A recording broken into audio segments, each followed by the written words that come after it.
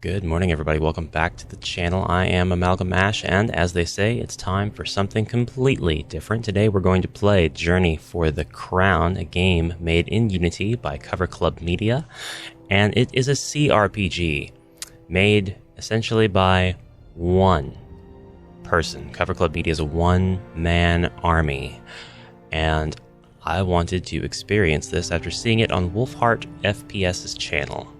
Wolfheart's channel. New story. But just so you know, Wolfheart FPS, that's where you go. Once upon a time... Long ago, in the kingdom of Ruineth, I'll be right back. where magic filled everywhere, was a war of darkness. The war streamed far and wide, plaguing the living and rising the dead. For there was a dark necromancer who called upon the darkest of magic with his blackened crown. In a lengthy and brutal battle, all of mankind joined and defeated the necromancer, and his crown was destroyed, ending his sway on the dead. In order to prevent such a tragedy again, a council of mages from all over the world formed and conjured a new crown, blocking the dead from being controlled. But as time passed, the stories, the magic, and all of its secrets are all but forgotten. All that you have are these stories that feel more like legends to most, and a medallion that has been passed down generation after generation in your family. You were told to never take it off. And so begins the story of your journey for the crown. Okay. Lovely voice-acted intro. Why am I wearing this medallion? And why am I on a journey for the crown? Alright, it's character creation time. Character creation is one of my favorite parts of any game. It looks like we've got 2 genders to choose from, 5 races. It looks like it'll go a little bit more in-depth with customization after. I think that we'll have 4 classes to choose from, and I think we'll be able to choose 2 of a pool of 17 subclasses to really flesh out our character. I later found out that subclasses are chosen later in the game and not during character creation. That is what I believe I have read, but we're going to go through the motions here and create someone from scratch. So, name first, and name will be Ashen. And we have... oh, the girl is cute. She's low poly and quite cute. I'm gonna go Thrilled. I'm gonna make my druid lady. Elf? Oh, we have other races though to pick from. The elf looks slightly more worried and has slightly pointier ears. Gnome? Really? Thank you for that. Thank you for that. Dwarf? Oh, the dwarf is actually a different model. Interesting. No, I swear the gnome is just the shrunk down version. Human elf, gnome. Dwarf looks different though. Dwarf actually looks different. And half giant. Oh. Hello there. Half giant. Very nice. We're gonna go with human, I think. And I think that's fine. We have bonuses to scores. Oh wow. We actually have significant bonuses and debuffs to our scores. Plus 30 strength, plus 30 constitution if we become a half giant. Wow. A classic character with a balanced understanding of all classes without penalty. We'll go with human. We'll play it safe. We'll play it absolutely boring. Oh, we have a lovely profile selector here. We can choose from one of 3, 4, 5, 6, 5 skins. They're all quite bright. Luckily, Cyrilde is... she's got the freckles. Oh, we could change the hair color, we'd like to... Oh, no, it's just the hair. Oh, hair color and hair shape. Cyril has long hair, and we've got just a couple of options there, but it looks like we have about 10 altogether. I would like to see a number or some other visualization telling me where I am on the hair selector chart. This is going to work out just fine. Okay, we've got white. Oh, and the hair changes in the profile picture as well, although so does the face. Looks like the entire face was recolored. Interesting. It's just a slightly different face every time. This is probably as close as I'm going to get to Cyril's physical features. Let's go to the next one. And we have... Here are our 4 classes. Oh, and there's quite a few abilities for each. Sorry guys, you know character creation takes forever. We've got Fighter, a soldier of true strength in arms, a well-rounded class designed for combat and defense, willing to take a beating for a cause and strong enough to battle through death's door. Sharpen your blade and take your battle head-on with a true soldier of honor. Healer, a battle is never over when a healer is involved. Using magic to mend or enhance others or aim your rage at your opponent by reducing them to nothing. The healer is the one who's like, your parents never loved you. Mage, oh I love it. I love the outfit. Focus all of your energy and mind into the power of magic, utilizing the elements for raw power or clever tricks in battle. This sheer power must be utilized with tactics and timing while sacrificing one's defense. As a result, a single mistake may be your last. And Rogue, an unpredictable fighter utilizing their proficient blade and ranged attacks with precision and accuracy for maximum damage. A rogue specializes in disguise, using stealth to lay waste to any opponent, using but leather and swift evasion to protect them from harm's way. The true defense is more offense. I say we had a bonus to lockpicking with that rogue.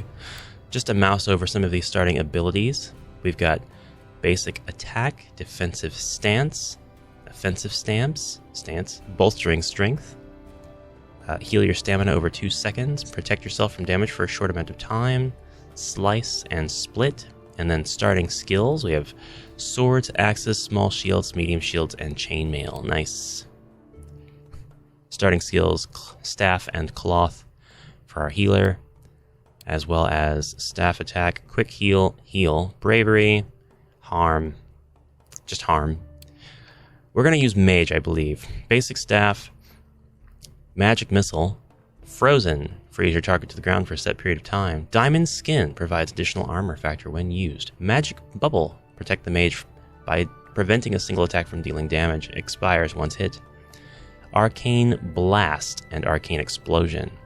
We will be proficient in staff and cloth. That'll work for me.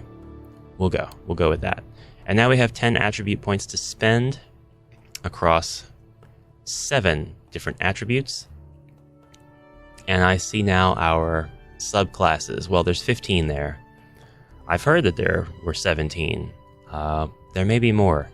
And also, very important to point out that this is still extremely early. This game's not released. It's the demo, basically, is available on Steam right now. But there's constant production and work going into this, constant love from the developer.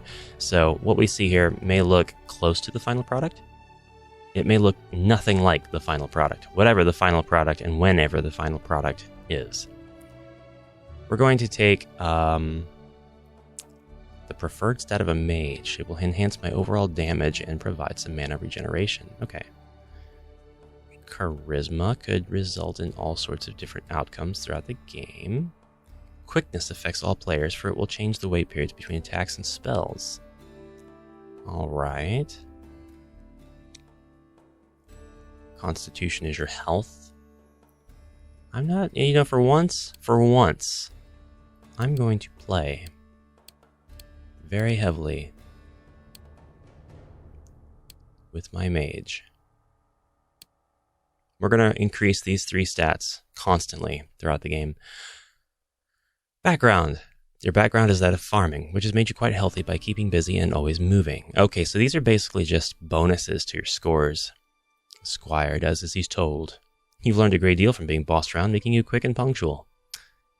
Your life of a smithy has hardened you immensely. All right, so there's Scholar, which gives me 5 intelligence. Clergy, 5 wisdom. Chandler. Creating and lighting candles seems redundant, but timing and knowledge are often overlooked by many. That's a new one. I've never seen a Chandler background or subclass in any game. Very good. Why be great at one thing when versatility can allow you to wear so many different shoes? Plus 5 quickness. That's Laborer. There's Mercenary. There's Surgeon.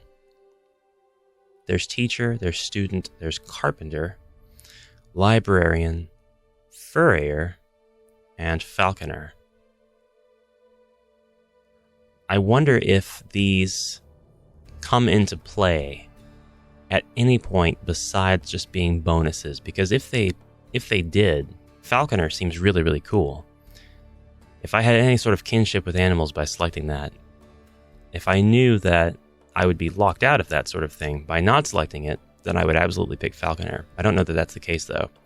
I do use Constitution and Intelligence, so I'm going to go with Librarian. But since I've done that, I'm going to take down my Intelligence by 1 and add it to my Quickness. Good. Let's create Cyrilde. Your journey starts on a wagon trip, heading to the castle of Saphoe. Ewan, a local farmer, has hired you as protection, due to reports of looters on his regular route to the castle. Night approaches, and you both prepare to set up camp. Alright.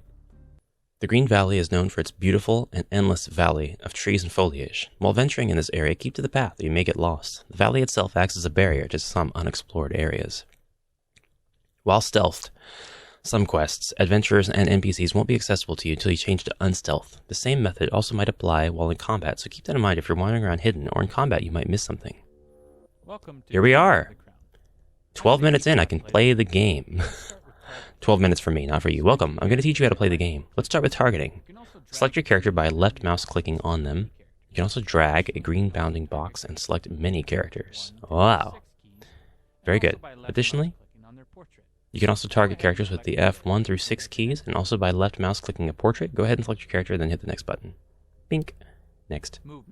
Once you've selected your character, you can easily right-click anywhere to move. Oh. Okay. Keep your movement from crossing the red marked area. Okay. Next. I've paused the game for you as your action bar is empty. You can pause and unpause the game at any time by clicking the space bar. Let's get started with your action bar and populate it with abilities. Oh, that's my action bar. I love it already. You know I love a good hot bar. I love a good hot bar. I love hot bars. Open up your abilities page by clicking the abilities button. I'm getting strong World of Warcraft vibes.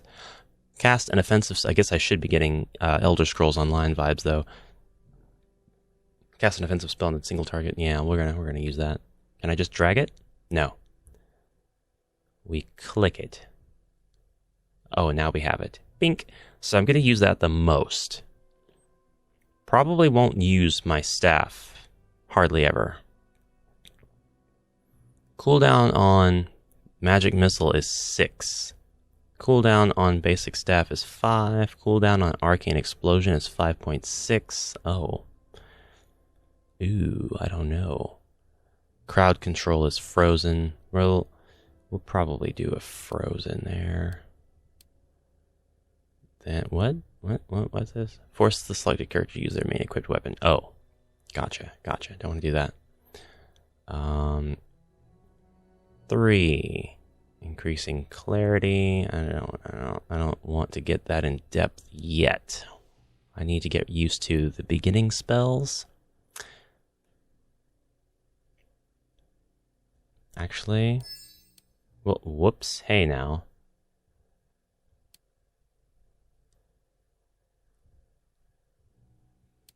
I cannot do that. Here we go.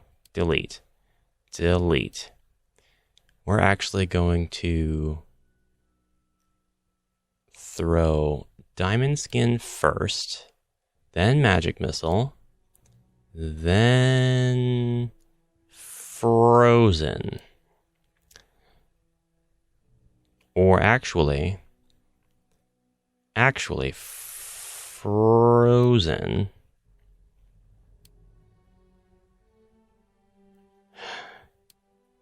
It makes sense. It's seemingly a bit wonky, but it does make sense. I just have to get a little bit better. Arcane Blast. We'll put that there. We're going to stop with those 4, because I'm not very good at using left-hand number pad hotbar stuff. I'm more of a controller person.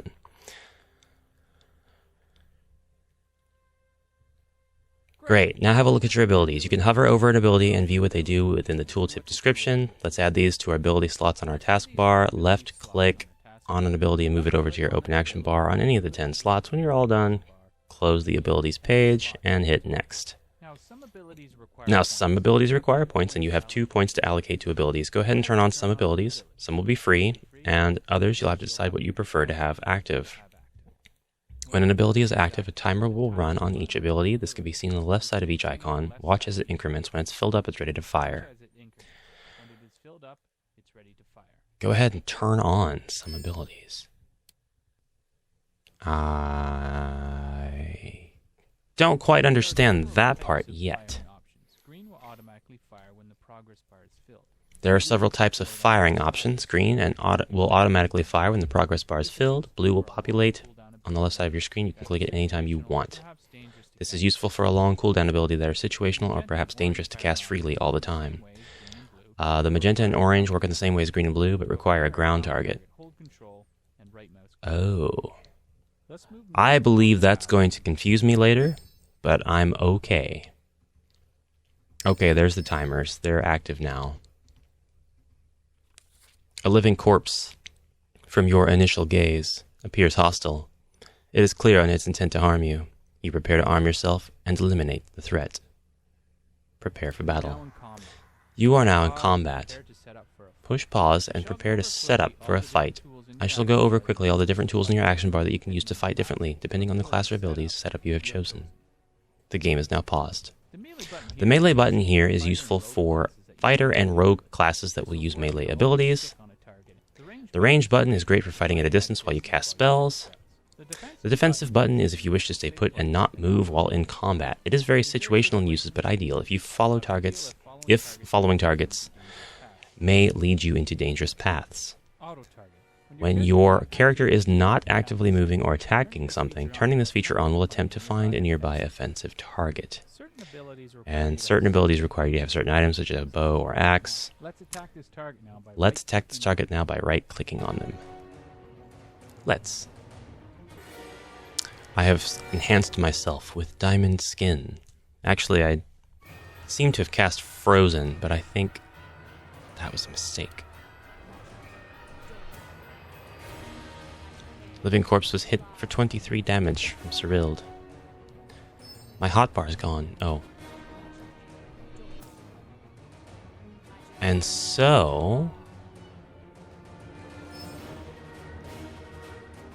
the cooldown ends, the ability pops on the left side of my screen, and I can click it. And then I should be able to hit the button too, right? Like, so the magic missile I think is 3? No. No, they don't do anything now. I have to right-click the target. No, I have to click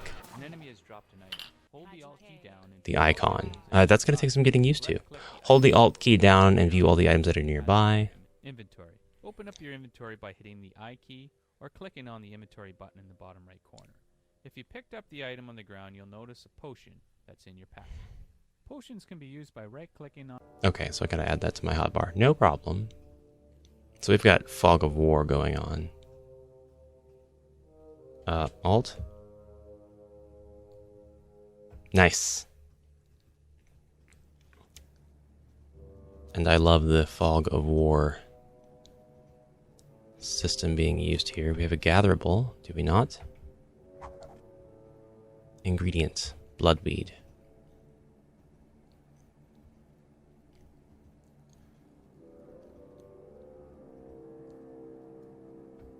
I think we are about to...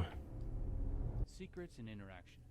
Throughout the game, Open up a new evented area. Secrets and interactions. Throughout the game, you'll encounter interaction buttons. Each has its own distinct type and are revealed when within range. Click with your left mouse button on the exclamation mark by the rocks to interact. within dialogue events, Dialogue. Within dialogue events, you may be required to choose between options. Choose carefully, as some yield better odds or rewards and can also shape your story differently. If you see colored options, secret events, those are secret events triggered by various things such as race, stats, and so more. Choose the Inspect Further option to reveal a secret. Oh nice, as you walk by, you notice a glimmer in the rocks. Let's inspect it further. It's a snake! No, a strange spot to stash your items, but a belt with some coins were stuffed within the rocks. Your lucky day. Not so lucky for someone else. It looks like I received 100 XP. Did I just level up? I did not, right? Okay, so Diamond Skin is an aura buff, Frozen is root, Magic Missile is an offensive attack, and Arcane Blast is a stun. But I've only got 2 green crystals, so I couldn't activate Arcane Blast and have it to where I could use it in a single combat. I believe that's how that works. Help over here! Oh no! Gone mad! Oh no! There's something odd about the appearance of these men. Just like the one earlier, they appear to be covered in blood and severely sick. Let's My name's continue. Aldous, but no time for introductions. Give me a hand here. I'm coming, Aldous. Keep them busy. I've got your back. You're in combat again. Go ahead and pause the game so we can set up your new group member. He will keep you alive while you battle the threat ahead. He is set up to fight and heal from a distance. In order to heal others, target Aldous with a left mouse click, then right mouse click a target. This will command him to heal that target on a loop. Next, you should also target yourself and right mouse click on one of the enemy targets to initiate your attacks. Hit next or unpause when you're ready. Okay, he's gonna heal me then. Yes. And then I'm going to attack him. So you have me targeted, and I have the dead walker targeted.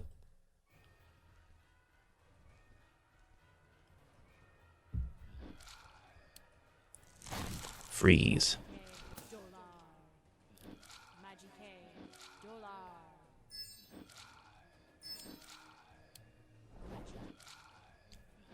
I'm waiting on him to heal me.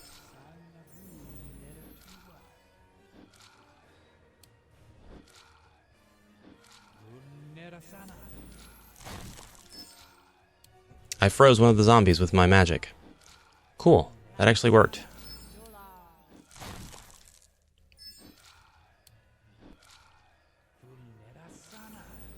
He is keeping me healed. That is working. Cool. Okay, so the trifecta of tank, DPS, and healer is at work here. This is working out very well as a single-player MMORPG. I kept my dialogue box open there so I could reference it just in case I need it, but I think I mastered what it had. Maybe not mastered, but I definitely pulled off what it had to teach me.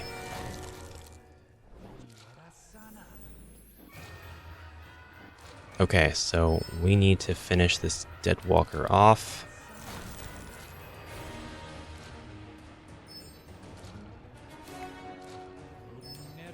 I'm interrupted. Oh. I kept getting interrupted. I didn't notice that. Now. Yeah, he just keeps interrupting me. Which means you will now attack him. And I will bonk you with my staff. Oh, actually, he can't. I don't have him set up, I guess, for that. Quick heal and staff attack. Now, he does have staff attack. And I don't have my staff attack on my hotbar.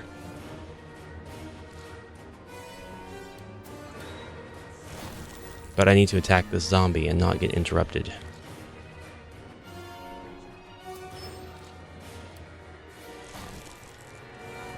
One more hit. One more hit. An enemy An enemy has dropped a tome. Pick the tome up, then open your inventory and locate it. Mouse click and pass the tome to your new group member by dropping it on his portrait. Check his inventory and double click it to activate. Right. Tarnished gold ring, minor health potions, and the tome of heal. Why do I have to give you the heal tome? You already have the heal tome. Fool. Double right click to learn, but its class is healer. So here you go. And we've double right clicked it so that he could learn it.